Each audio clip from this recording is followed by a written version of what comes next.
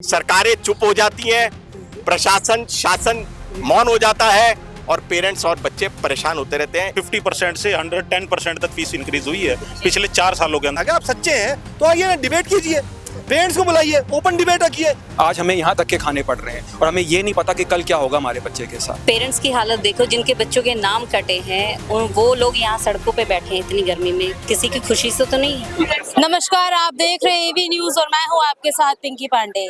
बाबा साहब अम्बेडकर का एक वक्तव्य है कि शिक्षा उस ऐसी शेरनी का दूध है जो इसे पीता है वही दहाड़ता है। लेकिन शिक्षा के नाम पर हमारी दिल्ली राजधानी के अंदर आजकल कई तरह की तस्वीरें देखने को मिल रही है। शिक्षा के ऊपर जो टैक्सेस लग रहे हैं, प्राइवेट संस्थानों में बच्चों की शिक्षा के ऊपर बेलगाम फीस वृद्धि की जा रही है, जिसको लेकर लगातार हम कई तरह के धरने देख चुके हैं, प्रदर्शन देख चुके हैं। अभिभावक लगातार दिल्ली की मुख्यमंत्री रेखा गुप्ता से भी मिलने जा रहे हैं, लेकिन इनकी अभी तक बात कहां तक पहुंची है, ये आज हम बात करने कुछ जो बच्चों के अभिभावक हैं उनसे पहुंचे हैं। क्या नाम है मैम आपका? मेरा नाम मीनाक्षी है। क्या कहना चाहेंगी शिक्षा के ऊपर जो लगातार टैक्स वृद्धि की जा रही है, सार्वजनिक संस्थानों में बच्चे पढ़ने जा रहे हैं, तो अब तक आप लोग रेखा गुप्ता के पास भी पहुंच चुके हैं, आगे से क्या कार्यवाही हुई है? कोई कार्रवाई हुई नहीं है, इसीलिए हमें प्रोटेस्ट करना पड़ा है। आप पेरेंट्स की हालत देखो, जिनके बच्चों के नाम कटे हैं और वो लोग यहाँ सड़कों पे बैठे हैं इतनी गर्मी में, किसी की खुशी से तो नहीं है। अगर सरकार इसका संज्ञान लेती, इस पे कार्रवाई करती तो प्रोटेस्ट नहीं करना पड़ता। इससे पहले की जो सरकारें थी उनमें भी इसी प्रकार की बेलगाम वृद्धि थी फीसों में, या अभी ज्यादा हुई है? फीस को लेके तो इशू हमेशा से रहे हैं, ऐसा नहीं है, लेकिन कार्रवाई भी होती थी। दिक्कत हमें जो हो रही है वो ये है कि जो नया बिल आया है उसके बाद आप पेरेंट्स के जो अधिकार छीने जा रहे हैं, हमें उससे डर लग रहा है, वो हमारी चिंता है। तो इस बिल के बारे में थोड़ा इलैबोरेट कर दीजिए, कई लोगों को अभी तक इसके बारे में कुछ नहीं पता है। मैम पता हमें भी नहीं है, हमें भी नहीं पता है। हमें भी नहीं पता है। एजुकेशन मिनिस्टर या सीएम जी। जो मीडिया के माध्यम से जानकारी मिल रही है वो हमारे लिए चिंता का विषय बनी हुई है। 15% पेरेंट इकट्ठा हो गए तब आप कंप्लेन कर सकते हो। क्या ये पेरेंट को, जो विक्टिम है, उसको कैपिंग करने के लिए बुलाया गया है? इसके बजाय ये नहीं होना चाहिए ताकि स्कूल कुछ ऐसा, स्कूल को बांधा जाए किसी उसमें, है ना। और दूसरी बात ये है कि मुझे जो समझ में आया है, ये बिल लागू बना है, पास हुआ है ऑर्डिनेंस से जून में, और ये एप्लीकेबल होगा अप्रैल से। 1 अप्रैल ये कैसे कौन सी कमेटी ने डिसाइड किया ये फीस? तो ये अपने आप में विचार करने वाली बात है। कोर्ट में भी आपका गया था केस, कोर्ट के अंदर भी अभी फैसला आया है सर, जो प्राइवेट संस्थानों के ऊपर जो केस हुआ था, तो आपके हित में कितना फैसला आया है अभी तक? देखिए, फैसला तो पहले सबसे इम्पोर्टेंट चीज़ है कि परेशानी क्यों है। परेशानी है कंप्लाइंस की वजह से। DSCR जो पहला कानून था हमारा 1973 का, उसको कंप्लाई नहीं कर रहा है कोई स्कूल। उसके बाद कोर्ट्स ऑर्डर देते हैं, उसको कंप्लाई नहीं करते हैं स्कूल। ठीक है, तो गवर्नमेंट उसको कंप्लाई नहीं करा पा रही। मुद्दा ही सारा ये है, पहले आप उसको कंप्लाई कराइए। आपने कानून बनाया है कि फीस वृद्धि का कानून, जो ये कानून आ रहा है इसके नाम में है कि फीस की वृद्धि कैसे होगी। आप पहले सही फीस तो बता दीजिए हमें कि एक्स अमाउंट मेरा सही है, उसको कैसे बढ़ाओगे। आप पहले उसको तो सही कर लो। नीचे वाला हाथ कितनी फीस इंक्रीज हुई है? देखिए, फीस स्कूल में हम यहाँ पे कहते हैं डिफरेंट स्कूल से आए हुए हैं, DPS को सपोर्ट करने आए हुए हैं आज। तो हर एक स्कूल की अलग अलग हुई है, लेकिन अगर मैं आपको एक ब्रैकेट दे दूं तो 50% से 110% तक फीस इंक्रीज हुई है पिछले 4 सालों के अंदर, मात्र 4 सालों के अंदर।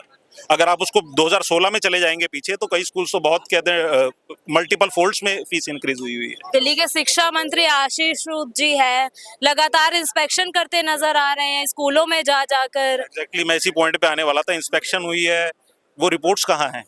वो सार्वजनिक क्यों नहीं हो रही है? और आपने इतने सारे 1700 स्कूल्स आपने बोल दिया हमने ऑडिट कर लिए, सिर्फ 11 ही स्कूल्स दोषी पाए गए।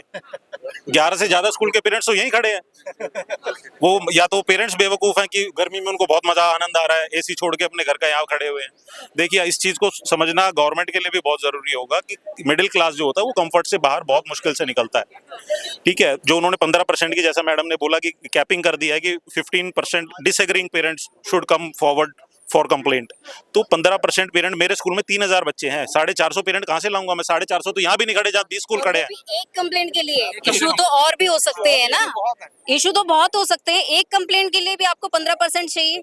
तो ये पेरेंट्स के अधिकारों का हनन हो रहा है। कायदा तो ये है कि अगर एक आदमी भी कंप्लेंट करना चाहे तो उसको पूरा हक होना चाहिए कि वो अपनी बात रख सके, क्योंकि कंप्लेनेंट तो एक ही है, एक भी बहुत है। अगर कोई गलत के खिलाफ आवाज उठाएगा तो एक आदमी उठाएगा, फिर उसके बाद लोग जुड़ते जाते हैं, कारवा बनता जाता है।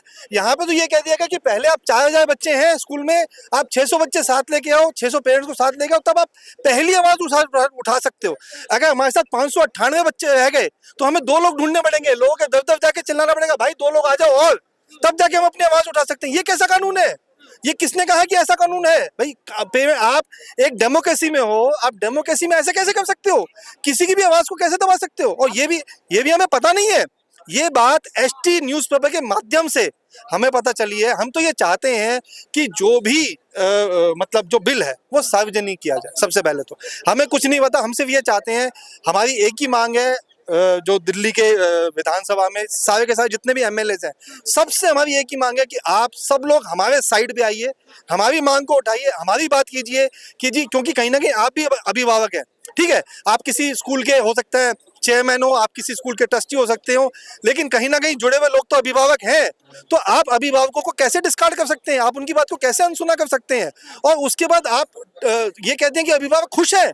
अरे भाई, वो अभिभावक कौन है जो खुश है? आप लाइए ना, हम डिबेट के लिए तैयार हैं। हाँ, यहाँ पे कम से कम 40 स्कूल हैं, यहाँ पे 40 स्कूल अभी मौजूद है। अभी आप उनसे पूछिए ना, 40 स्कूलों के कौन से ऐसे पेरेंट हैं जो खुश हैं? हमें तो ये समझ में नहीं आया वो खुश पेरेंट्स हैं कौन? वो सब मैनिपुलेटेड हैं। हमें कोई मैनिपुलेटेड स्कूल्स ने कहते जो पेरेंट्स थे एक मुहिम चलाई थी ईमेल के द्वारा, और ईमेल किया गया था जो सरकार में बैठे हैं लोग उनको भी, और जो अपोजिशन में बैठे हैं उनको भी, कि इस बिल को अगर आता है, टेबल होता है या ऑर्डिनेंस आता है, तो उसका पुरजोर विरोध करना चाहिए। और हमें ये समस्याएं उसमें जो अब सब हमने समस्या बताई, 15% का क्लॉज, इस तरह की चीजें, तो वो ईमेल एलओपी ने पढ़ लिया, एलओपी ने हमें बुला लिया, ठीक है, उसके बाद बुला चुके हैं, तो वो मेल सरकार ने भी तो पढ़ा होगा अब और सरकार से हम इससे पहले मिल चुके हैं। लेकिन सरकार ने आज से 1 महीने पहले ही प्रचार कर दिया है। स्कूलों के बाहर रेखा गुप्ता गई है, उन्होंने कई स्कूलों पे मनमानी फीस वृद्धि को लेकर लगाम भी लगाई है। एक सिंपल सा एग्जांपल इसका मैं देता हूँ। क्यूएमएस के पेरेंट्स गए थे, वो वीडियो बहुत वायरल हुआ था रेखा गुप्ता जी का। रेखा गुप्ता जी ने फोन पे ही बोल दिया था कि कहते हैं क्यूएमएस वालों को बुलाओ सेक्रेटेरिएट, और इनको कहते हैं इनका शो कॉज नोटिस दो, इनको कहते हैं ये कर देंगे वो कर देंगे। वो आज तक हुआ क्या? क्यूएमएस के पेरेंट्स यहीं आपको मिल जाएंगे टहलते हुए, यहीं पर है। आप ऑन ग्राउंड रियलिटी कुछ और है। आप मीडिया पे अब कहते हैं मैं जो बोल रहा हूँ इसमें से अच्छी बात गवर्नमेंट की निकाल के और चला दो, तो उसमें मैं क्या कर पाऊंगा? देखिए जी, मीडिया जो है वो चौथा स्तंभ है, ठीक है। हम उसको ट्रांसपेरेंट चाहते हैं कि मीडिया भी वो दिखाए जो सही है। अभी हमने 2 दिन पहले प्रेस कॉन्फ्रेंस की, उस प्रेस कॉन्फ्रेंस को दबा दिया गया। वो प्रेस कॉन्फ्रेंस कहीं पे भी किसी चैनल पे आपको दिखेगी नहीं। कहीं ना कहीं जो पार्टी है उसने उसको दबाया। क्यों दबाया? अगर वो सही थी तो चलने दो ना, आने दो। एक आपका वर्जन है, एक पेरेंट्स का वर्जन है, उस पेरेंट्स को वर्जन को आने दो। आप उस पेरेंट्स के वर्जन से डर क्यों हैं? अगर आप सच्चे हैं तो आइए ना, डिबेट कीजिए, पेरेंट्स को बुलाइए, ओपन डिबेट रखिए, आइए जनता बनता है, यहीं आइए ना, यहीं टेंट लगाते हैं, यहीं डिबेट करते हैं।